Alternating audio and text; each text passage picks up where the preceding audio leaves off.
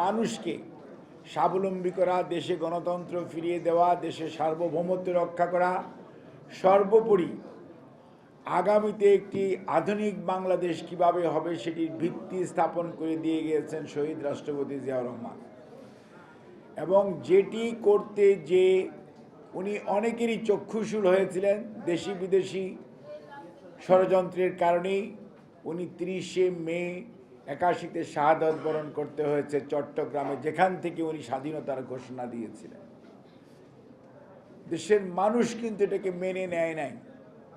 মেনে না নেওয়ার কারণেই আজকে বাংলাদেশ জাতীয়তাবাদী দল দেশনেত্রী বেগম খালেদা জিয়ার নেতৃত্বে, খন্দকার মোশাররফ স্যার সহ বিএনপির কেন্দ্রীয় নেতৃত্বে সারা বাংলাদেশে একটি বৃহত্তম রাজনৈতিক দল পরিণত হয়েছিল, যার জন্যই 91 আপনারা দেখেছেন দেশনেত্রী বেগম খালেদা জিয়ার নেতৃত্বে বিএনপি আবারও দেশ পরিচালনার দায়িত্ব জনগণ ভোটের মাধ্যমে তাকে দিয়েছে।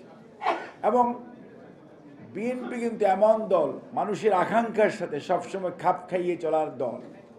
জিয়াউর রহমান স্যার যেমন অর্থনীতি, প্রশাসন, বিচার ব্যবস্থার আমূল সংস্করণ করেছেন, বহুদলীয় গণতন্ত্রে আবার ফেরত দিয়েছেন, একইভাবে বেগম খালেদা জিয়া উনি রাষ্ট্রপতি শাসিত সরকার থেকে পার্লামেন্টারি ডেমোক্রেসি অর্থাৎ সংসদীয় গণতন্ত্র পুনঃপ্রবর্তন, ভোটাধিকার সুরক্ষার জন্য অন্তর্বর্তীকালীন সরকারের ব্যবস্থা, নারী শিক্ষা, শিশু শিক্ষা এবং মুক্তিযুদ্ধ নিয়ে গর্ব করার জন্য, মুক্তিযুদ্ধের বিষয়গুলো তুলে ধরার জন্য এ সকল মন্ত্রণালয় অর্থাৎ এই দেশের মানুষের আকাঙ্ক্ষার সাথে তাল মিলিয়ে যত পরিবর্তন আনা দরকার প্রত্যেকটি কিন্তু দেশনেত্রী বেগম খালেদা জিয়া এনেছেন।